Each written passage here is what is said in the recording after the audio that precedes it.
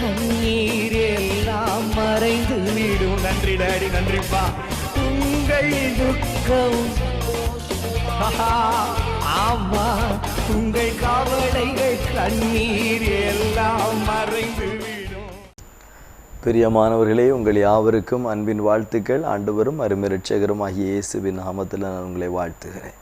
மீண்டும் உங்கள் சந்தோஷத்து நேர் நிகழ்ச்சியின் மூலம் உங்களை சந்திப்பது எங்களுக்கு மிகுந்த மகிழ்ச்சி. உங்கள் சந்தோஷத்து நேர் நிகழ்ச்சியை தொடர்ந்து பாருங்கள், மற்றவர்களுக்கும் அறிமுகப்படுத்துங்க.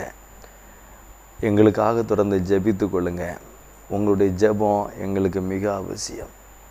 என்னுடைய சபை கன்னியாகுமரி மாவட்டம் குளச்சல் அருகாமையில் கொட்டில்பாடு பகுதியில் இருக்கிறது. இந்த ஊழியங்களுக்காக நீங்கள் ஜெபித்து கொள்ளுங்கள். அன்பானவர்களே, உங்களுக்காக நாங்கள் ஜெபிக்க வேண்டும் என்று விரும்பினால் எங்களை தொடர்பு கொள்ளுங்கள். தேவனாகிய கர்த்தர் உங்கள் வாழ்க்கையில் நிச்சயமாக பெரிய அற்புதங்களையும் அதிசயங்களையும் செய்வார்.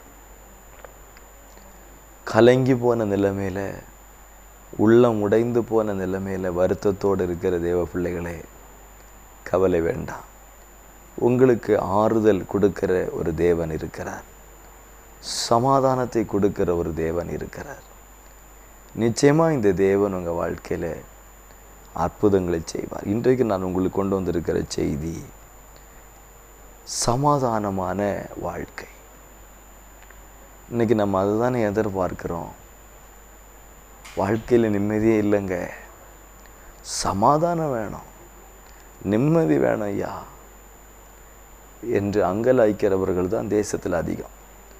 கிறிஸ்தவங்களாக இருந்தாலும் சரி, கிறிஸ்தவங்க அல்லாதவர்களாக இருந்தாலும் சரி, மனிதருடைய இருதயத்தில் ஒரு பெரிய ஏக்கம், பெரிய வாஞ்சை, நிம்மதியான வாழ்க்கை, ஒரு சமாதானமான வாழ்க்கையை இன்னைக்கு மனிதர்கள் தேடுகிறார்கள்.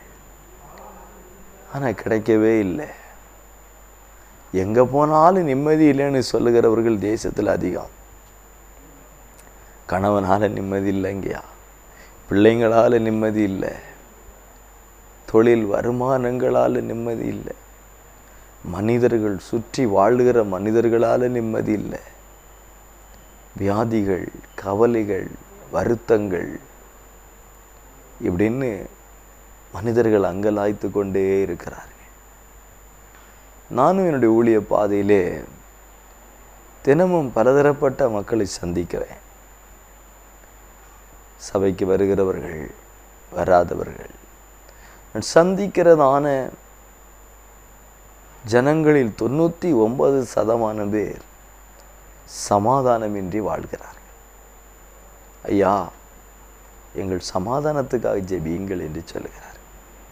இன்றைக்கு இந்த நிகழ்ச்சியை பார்த்து கொண்டிருக்கிற நீங்களும் கூட உங்கள் வாழ்க்கையில் சமாதானம் இல்லை அப்படிங்கிற அங்கலாய்ப்போடு இருந்தால் இந்த செய்தியை கொஞ்சம் கவனமாக கேளுங்க. உங்கள் வாழ்க்கையில் சமாதானம் எப்படி வரும்,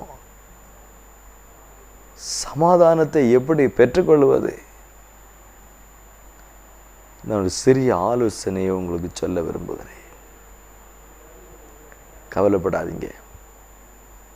வியாதியோட இந்த நிகழ்ச்சியை பார்க்குறீங்க, சரீர பலவீனத்தோட, கடினமான வலி, தாங்க முடியாத வலி வேதனையோடு இருக்கிறீங்க. இன்றைக்கு இயேசு நிச்சயமாக உங்களுக்கு அற்புதம் செய்வார். எங்கள் சபையில் ஒரு சகோதரி ஒரு சாட்சி சொன்னாங்க. கடந்த வாரத்தில் ஒவ்வொரு ஞாயிற்றுக்கிழமையும் அங்கே சபையில் சாட்சி நேரம் உண்டு. அந்த சாட்சி நேரத்தில் அற்புதங்களை பெற்றுக்கொண்டவர்கள் சாட்சிகளை சொல்லுவாங்க. ஒரு சகோதரி, அவங்க 2 கால் முட்டும் தேய்ந்து போய் 1.5 வருடமாக எழும்பவோ நிற்கவோ நடக்கவோ முடியாத வலி, தாங்க முடியாத வலி. எத்தனையோ ஆஸ்பத்திரி, எத்தனையோ டாக்டர்ஸ், ஒன்றும் நடக்கலை, சுகம் ஆகவில்லை. வைத்தியர்கிட்ட போனாங்க, வைத்தியசாலைகளுக்கு போனாங்க, சுகமாகவில்லை. வலி அதிகரித்து கொண்டே போனது. தன் பெட்ரூமில் போய் இருந்து சமையல் அறையில், கிச்சனில் போய் சமையல் பண்ண முடியாது. அவங்களும் அவருடைய கணவனார் உண்டு. பெட்டில் இருந்தே சமைக்கும்படி ஸ்டவ் எல்லாம் பெட்ரூம்லேயே கொண்டு வச்சுட்டாங்க. அவ்வளவு சிரமப்பட்டாங்க. இந்த சூழ்நிலையில் எங்கள் சபைக்கு வந்தாங்க. 21 நாட்கள் உபவாச ஜெபம் நடந்து கொண்டிருந்தது. அதில் வந்தாங்க. தேவனாகிய கர்த்தர் அவங்கள தொட்டு பரிபூர்ணமான சுகத்தை கொடுத்து சாட்சியாக நிறுத்தினார். மருத்துவர்களால் சுகமாக்க முடியாததையும் எந்த மருந்தினால் சுகமாக்க முடியாததையும் இயேசு சுகப்படுத்துகிறார். இப்போ அவங்க 2 கால் மட்டும் பலனடைந்து விட்டது. நிற்கிறாங்க, நடக்கிறாங்க, தன் வேலைகளை செய்கிறாங்க, ஒழுங்காக ஆலயத்துக்கு வராங்க. நம்முடைய தேவனால் செய்ய முடியாத அதிசயமான காரியம் ஒன்றுமே இல்லை. நீங்களும் உங்கள் சரீரத்தில் ஏதோ ஒரு வலி வேதனையோட சிரமப்படுறீங்களா? கவலைப்படாதீங்க. இயேசு உங்களுக்கு அற்புதம் செய்ய முடியும். இயேசுவே என்னை சுகமாக்கும் என்று ஜெபியுங்கள், சுகமாக்கும் என்று மன்றாடுங்கள். அவர் தம்முடைய தழும்புள்ள கரத்தினால் சுகப்படுத்துகிறார். இயற்கைக்கு மேற்பட்ட அற்புதங்களை செய்கிறார். தேவன் அதிசயமானவர், உங்களுக்கும் செய்வார். என்னுடைய வாழ்க்கையில் சமாதானமே இல்லையே, திருமணமாகி இத்தனை வருஷம் ஆகி சமாதானமே இல்லைப்பா, வேதனையான ஒரு வாழ்க்கை, அங்கலாய்க்கிறீங்களா? உங்களுக்கு சமாதானம் உண்டு, உங்களுக்கு சமாதானம் உண்டு. அதை நீங்கள் தான் பெற்றுக்கொள்ள வேண்டும். அதற்கு நீங்கள் தான் பிரயாசப்பட வேண்டும். எப்படி சமாதானத்தை பெற்றுக்கொள்ள முடியும்? யாக்கோபு நிருபம் 3வது அதிகாரம் 18வது வசனத்தை பாருங்கள். நீதியாகிய கனியானது சமாதானத்தை நடப்பிக்கிறவர்களாலே சமாதானத்திலே விதைக்கப்படுகிறது. அப்போ சமாதானம் விதைக்கப்படுகிறது. என் வாழ்க்கையில் சமாதானம் வர வேண்டுமானால், சமாதானத்தை நான் பெற்றுக்கொள்ள வேண்டும் என்றால், முதலாவது நான் சமாதானத்தை விதைக்க வேண்டும். விதைக்க வேண்டும். மனுஷன் எதை விதைக்கிறானோ அதைத்தான் அறுப்பான் என்று கலாத்தியர் 6:7 வாசிக்கிறார். நான் எதை விதைக்கிறேனோ நிச்சயமாய் அதை அறுவடை செய்வேன். நான் சமாதானத்தை என்னுடைய வாழ்க்கையிலே பெற்றுக்கொள்ள வேண்டுமானால், சந்தோஷத்தை என்னுடைய வாழ்க்கையிலே பெற்றுக்கொள்ள வேண்டும் என்றால், முதலாவது நான் விதைக்க வேண்டும். உதாரணத்துக்கு எனக்கு இப்போ தக்காளி என் வீட்டிலே விளைய வேண்டுமானால், என் தோட்டத்திலே தக்காளி விளைய வேண்டுமானால் நான் விதைக்க வேண்டும். விதைக்க வேண்டும். கத்தரிக்காயை நான் அறுவடை செய்ய வேண்டும் என்றால் கத்தரிக்காயை விதைக்க வேண்டும். என்னுடைய வாழ்க்கையில் நான் சமாதானத்தை பெற்றுக்கொள்ள வேண்டும் என்றால் நான் சமாதானத்தை விதைக்க வேண்டும். எப்படி சமாதானத்தை விதைப்பது? இப்போ தக்காளியோ கத்தரிக்காயோ விதையை வாங்கி விதைத்து விட. சமாதானத்தை எப்படி விதைப்பது? வசனம் சொல்லுது, சமாதானத்தை நடப்பிக்கிறவர்களாலே. சமாதானத்தை நடப்பிக்கிறவர்களாலே சமாதானத்திலே விதைக்கப்படுகிறது. யாக்கோபு 3:18 தெளிவாக வாசித்து பாருங்க. சமாதானத்தை நடப்பிக்கிறவர்களாலே சமாதானத்தில் விதைக்கப்படுகிறது, அவர்கள் சமாதானத்தை அறுவடை செய்வார்கள். நான் சமாதானம் பண்ணுகிறவனாய் இருந்தால், நான் சமாதானத்தை விதைக்கிறவனாய் இருந்தால், சமாதானத்தை நடப்பிக்கிறவனாய் இருந்தால், என்னுடைய வாழ்க்கையில் சமாதானத்தை அறுவடை செய்வேன். நான் என்னுடைய வாழ்க்கையில் சமாதானத்தை விதைக்கவே செய்யாமல், சமாதானம் என்கிற அந்த கனியை விதைக்காமல், அந்த விதையை விதைக்காமல், எப்பொழுதுமே கோபத்தையும் வெறுப்பையும் கசப்பையும் பகையுமே விதைச்சிட்டு, என்னுடைய வாழ்க்கையில் சமாதானம் வரணும், என் வாழ்க்கையில் சமாதானம் வரணும்னா அது பெற்றுக்கொள்ள முடியாது. ஒவ்வொரு நாளும் நீங்கள் சமாதானத்தை விதைங்க. உங்கள் வீட்டில் சமாதானத்தை நடப்பீங்கள். ஒருவேளை உங்கள் கணவன் அல்லது மனைவி கோபப்படுகிறவர்களாக, மிகவும் டென்ஷன் ஆகக்கூடியவங்களாக, எல்லாவற்றுக்கும் குறை சொல்லுகிறவர்களாக, இல்லாவிட்டால் எப்பொழுது உங்களை காயப்படுத்துகிறவர்களாக நடந்து கொண்டாலும் நீங்கள் சமாதானத்தை நடப்பீங்கள், சமாதானத்தை விதையுங்கள். சமாதானத்தை நடப்பிக்கிற உங்களாலே சமாதானம் விதைக்கப்படுகிறது. நிச்சயமாக ஒரு நாள் நீங்கள் அறுவடை செய்வீர்கள். இன்றைக்கு சமாதானத்தை விதைக்கும் பொழுது நீங்கள் கண்ணீரோடு விதைக்கலாம்.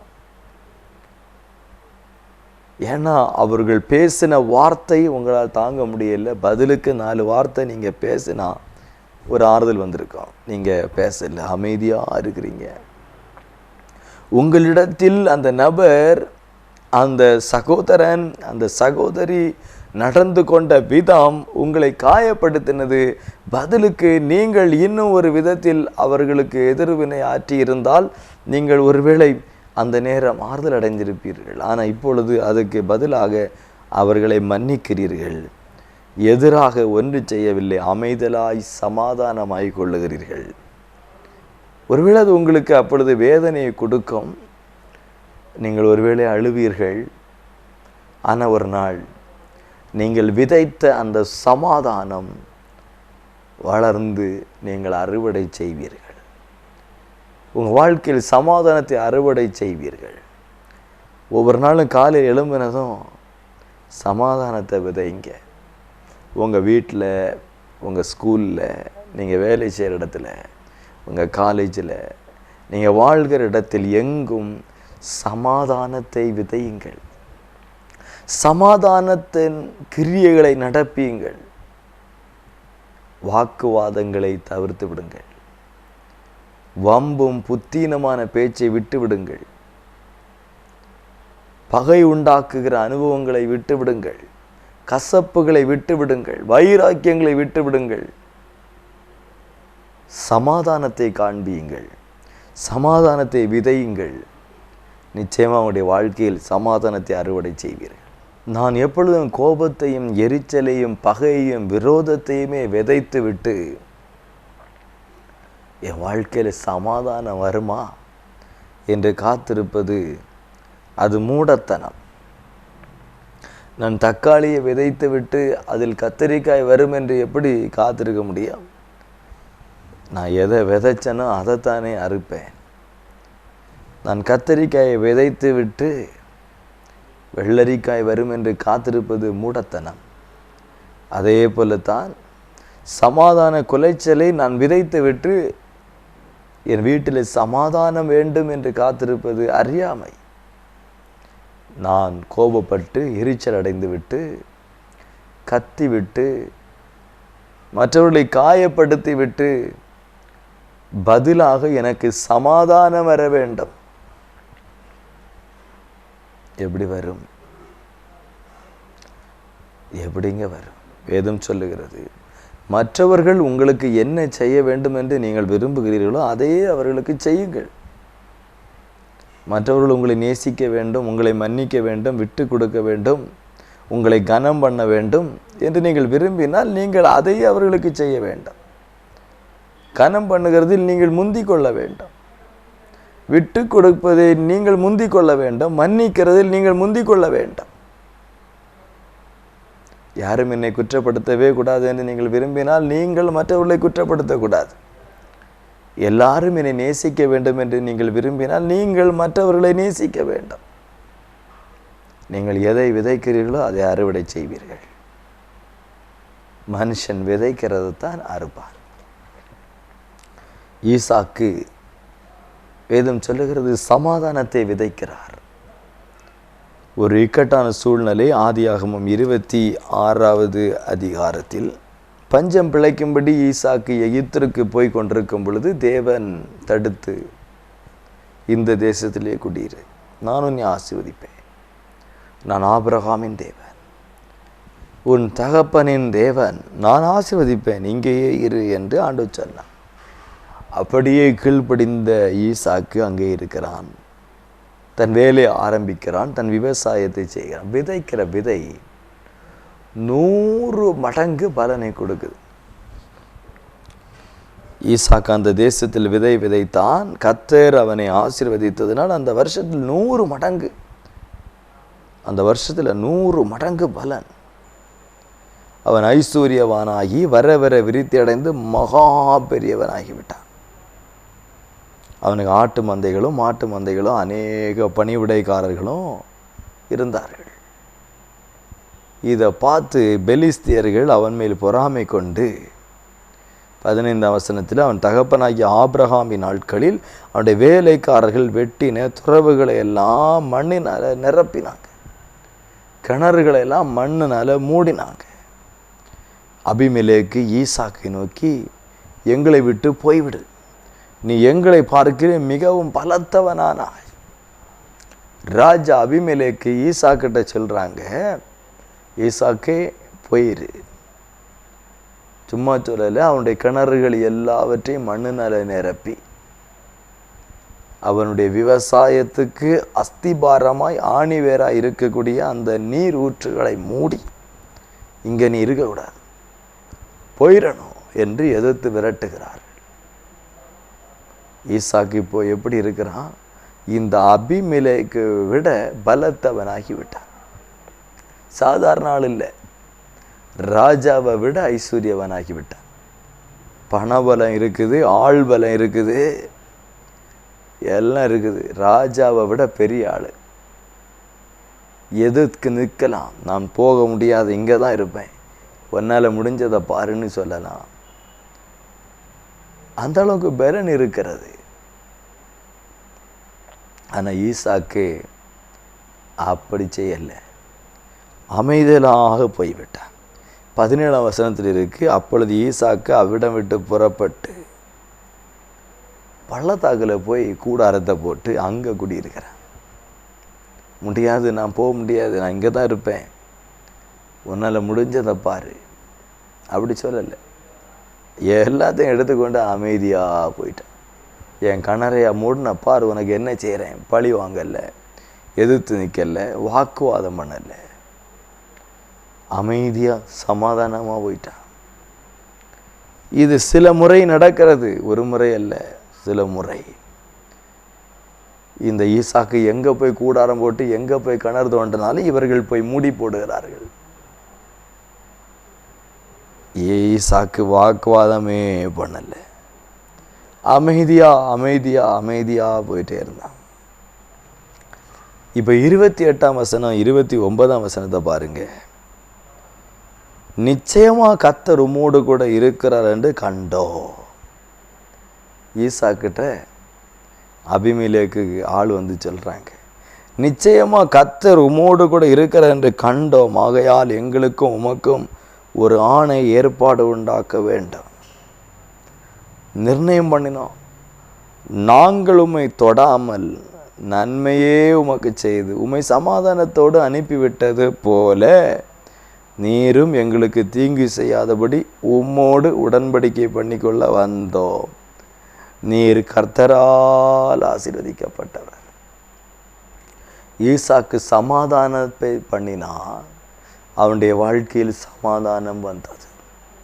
எதிர்த்தவர்கள் பகைத்தவர்கள் தேடி வந்து, ஐயா நமக்கு சண்டை வேண்டாம், நம்ம சமாதானமாக போவோம், நமக்குள்ளே எதுக்கு வம்பு, எதுக்கு பிரச்சனை, சமாதானமாக போவோம். நான் உங்களை ஒன்றும் செய்ய மாட்டோம், நீங்களும் எங்களை ஒன்றும் செய்யக்கூடாது, சமாதானமாக போயிடுவோம். சமாதான உடன்படிக்கை பண்ணுவதற்கு ராஜாவுடைய ஆட்கள் வந்து நிற்கிறாங்க.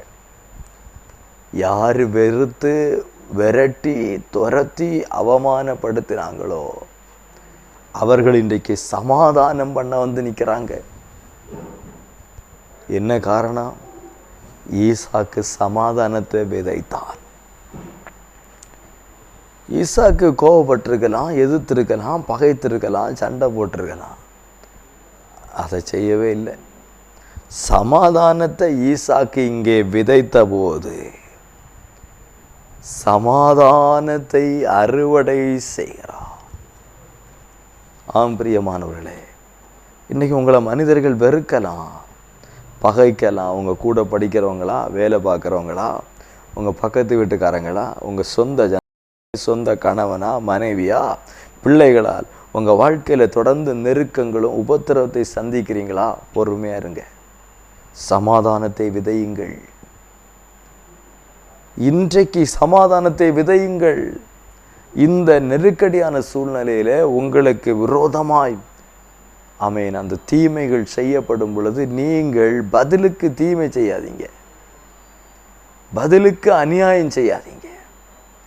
தீமையை தீமையினால் வெல்லாதீங்க, தீமையை நன்மையினால் சமாதானத்தினால் ஜெயிங்க.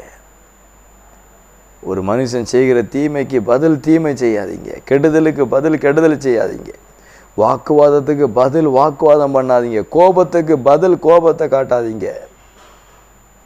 கோபத்துக்கும் வெறுப்புக்கும் விரோதத்துக்கும் அநியாயத்துக்கும் பதில் சமாதானத்தை காண்பீங்கள், சமாதானத்தை நடப்பியுங்கள், சமாதானத்தை விதையுங்கள். ஒரு நாள் அறுவடை செய்வீர்கள்.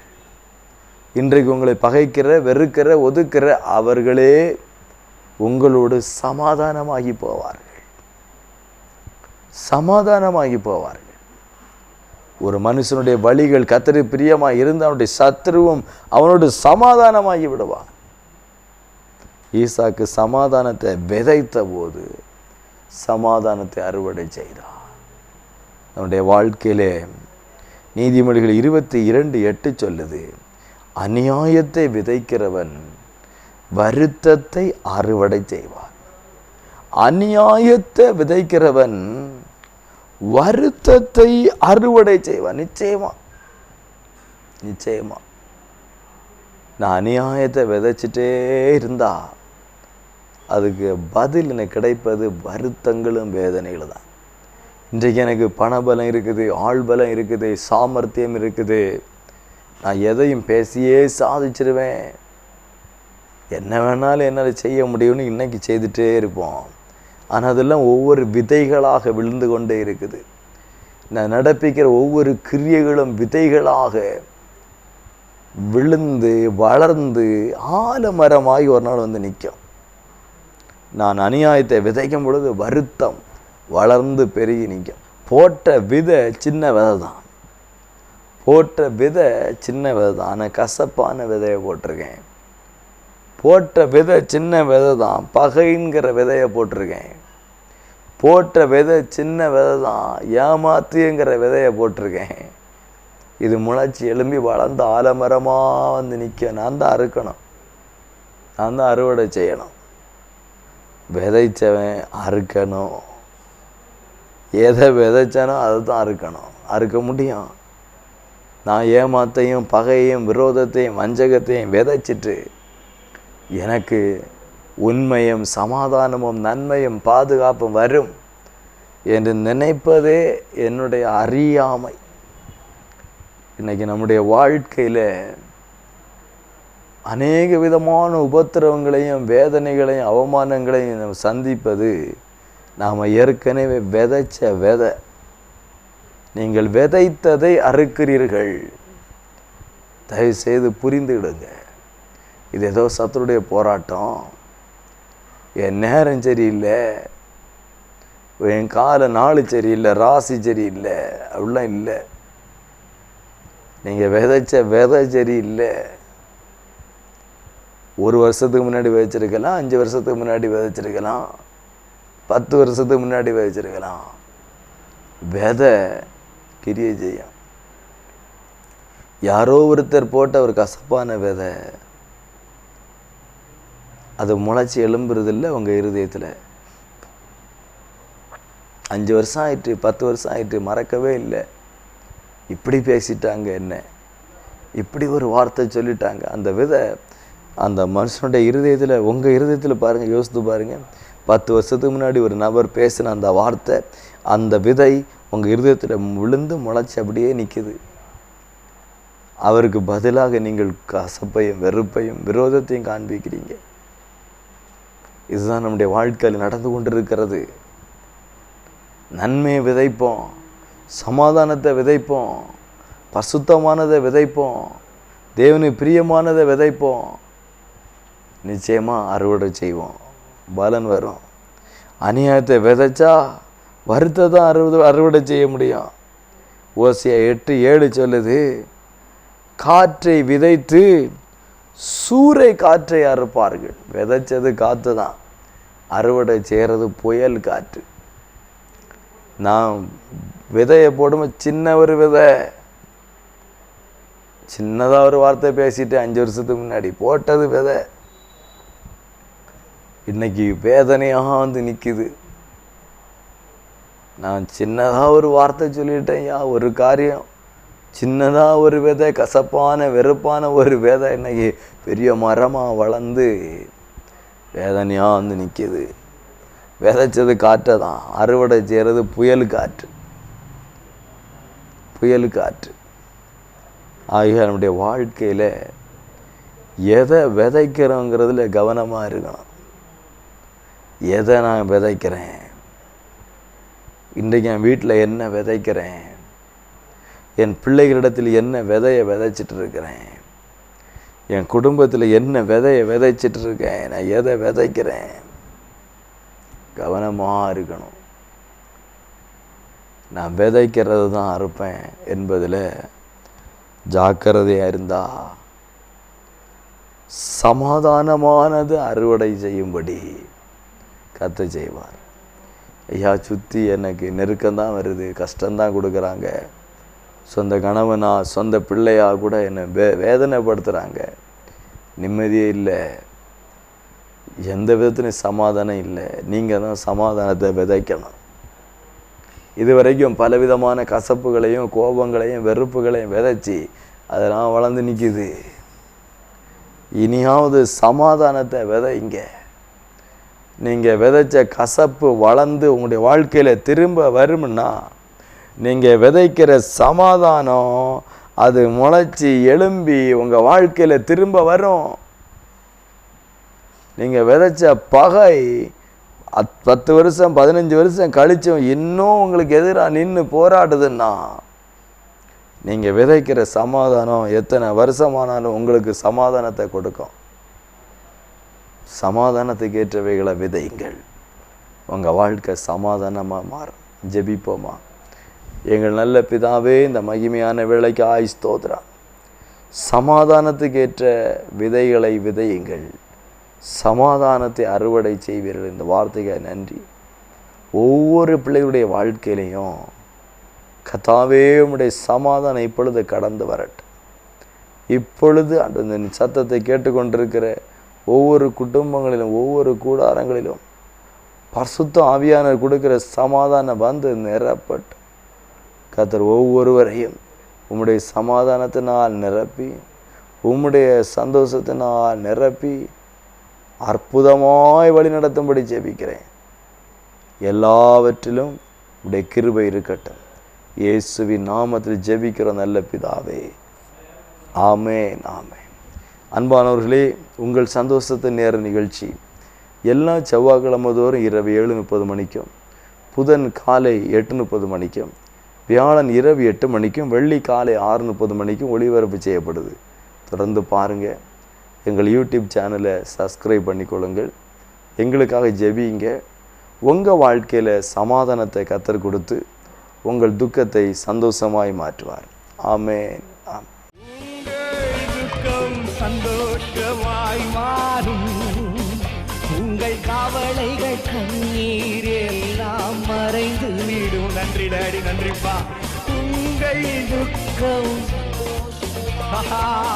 ஆமா, உங்கள் கவலைகள் கண்ணீர்